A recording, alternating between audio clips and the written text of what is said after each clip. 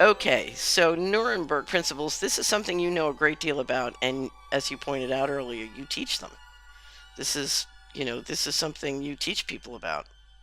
The Nuremberg Principles, in a sense, can't overstate their importance. The Magna Carta, the Constitution, because they came out of the Nuremberg war crimes trials of the senior Nazi leadership right after World War II, and they were sort of codified by a UN commission right after the trials ended. And, they're very short, but what they set out is incredibly important for international law.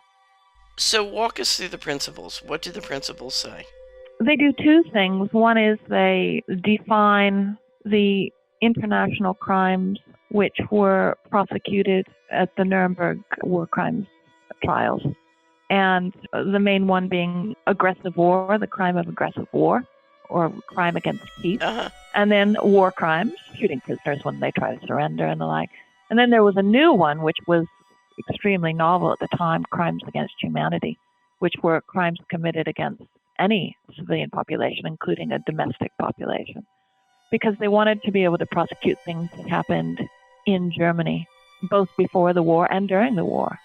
And the second major thing they did was they said that individual statesmen and officials could be held accountable for these crimes. Right. So the principles basically said, look, if you're responsible for getting your nation to commit a crime under international law, you, the national official, will be held accountable, regardless if the national law allowed you to commit the international crime or even directed you to commit the international crime. National law can no longer serve as a shield for violating international law. This code, if you will, of clinical research ethics or medical ethics. We can talk about the two main pillars of that ethical code, which is informed consent, and humans can't be basically a means to an end. Right. And some Western doctors sniffed, this is a code for barbarians. It doesn't apply to Western non-German doctors because we don't do this sort of thing. I know that the general line of the pro-vaccination establishment is that they don't cause the many problems. Many medical professionals know there's a causal link, but basically solve their consciences by saying, it's for the greater good. We do know that vaccines will do harm in 5% of cases, but the herd will benefit. The herd will benefit. Right. And that, in a sense, is, I think, in a very real sense, a violation of that principle that one human being shall not be sacrificed for the herd or for the greater good or for the life of anyone else. Right, but my guess is that it's not true either. It's a great cop-out, but I doubt it's true. I don't know if you saw any of the excerpts from the vaccine summit in Switzerland.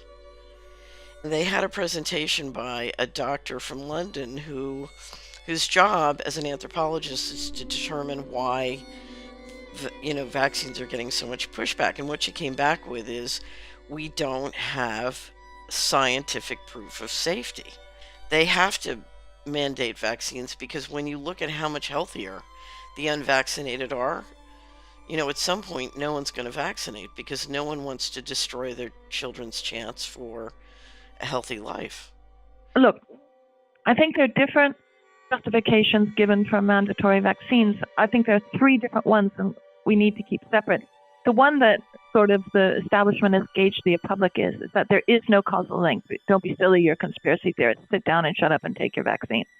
That's where much of the battle is engaged, over whether there's a causal link. I suspect, though, that for many well-meaning doctors out there, they know that there's a causal link, but they salve their consciences with this idea, which is impermissible under the Nuremberg Code, that some have to be damaged.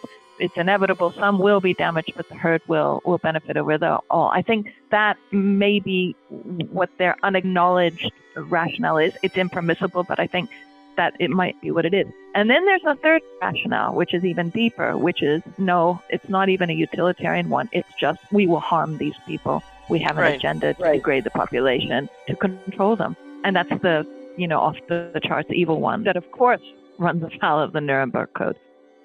So let me be the economics person. When the pharmaceutical companies want fetal tissue, it's fine for a woman to have an abortion. When the pharmaceutical companies want to give people vaccines, then autonomy can be overruled. Yeah, absolutely. But my point is, they're not going to acknowledge that, and so let's take advantage of that. And as a matter of principle, if autonomy rules for women in that first trimester, why doesn't autonomy rule for people who don't want to take vaccinations? Right. Let's use their principles against them. Right. I absolutely believe we'll have them linked, both the principles and the code and some of the related, the Hippocratic Oath, some of the others that relate to the Nuremberg Code. We'll have them linked in the commentary.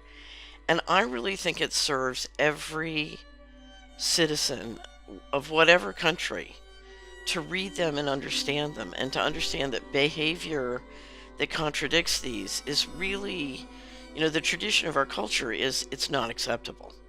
It's not acceptable for a doctor to violate the Nuremberg Code or the Hippocratic Oath. Just because we don't have a legal remedy directly under these principles or the code doesn't mean they're not effective. It can be as simple as you're doing the same thing the Nazi doctors did. It's just dressed up a little differently. What? I am? What do you mean? Or to the CDC or the FDA or, they should be invoked as a definite shaming mechanism. They're very useful politically. Absolutely. Amy, it's always a pleasure. You have a wonderful day, and thank you again for making the time on such short notice to join us on the Solera Report. We had a lot of requests for this, and I know it's going to be deeply appreciated. Thank you for letting me have another conversation with you, Catherine. Have a great day. Bye. You too. Bye.